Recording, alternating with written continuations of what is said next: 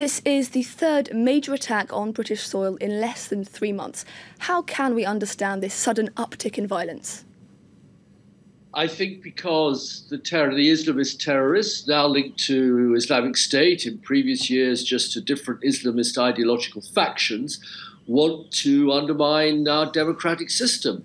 France had much worse or bigger attacks, and Belgium and Stockholm and Berlin and other countries have also been targeted.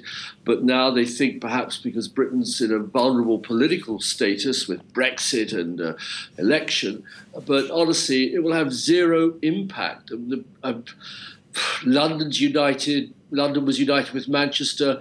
The messages are coming in from President Macron, from Mr. Trudeau in Canada, from all over the world. And so this dreadful atrocity will have no impact at all on British democracy. But the timing really is crucial, isn't it? Britain is heading to the polls in just 4 days. The main parties have today suspended campaigning out of respect. But how is Saturday's attack likely to affect the vote? It must have some impact. I genuinely think not. The Manchester attack, which killed 22 people just at the start of the election, also just united the entire political class. Don't forget, here in Britain or in England, we were used in the 1970s and 1980s to very serious IRA, extreme Irish nationalist bomb attacks that killed many more people, 3,600 victims altogether of the so-called Troubles. And really, it didn't have an influence, I would say, on politics, on elections, or on who we decide to elect as MPs and go to Parliament. And how well equipped, in your opinion, is the UK to deal with the sorts of attacks we've been seeing with increasing frequency?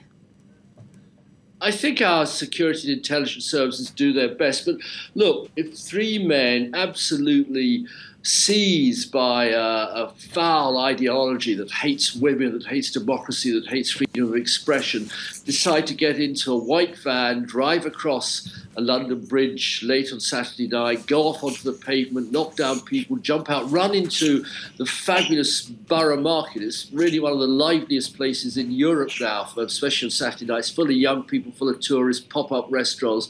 Every corner's just a gastronomic joy. I love going there myself. And get out their knives and start stabbing. What can you do? The French security and intelligence services are excellent. Couldn't stop Bataclan, couldn't stop Charlie Hebdo, couldn't stop the Promenade des Anglais or the shooting in Toulouse.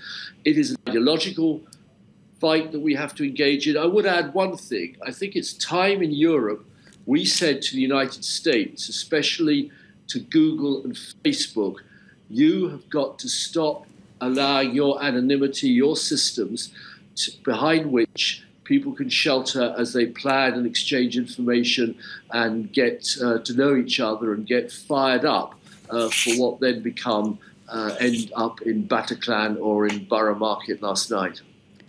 Denis Macshane, thank you very much. Denis Macshane, a former British Minister for European Affairs there.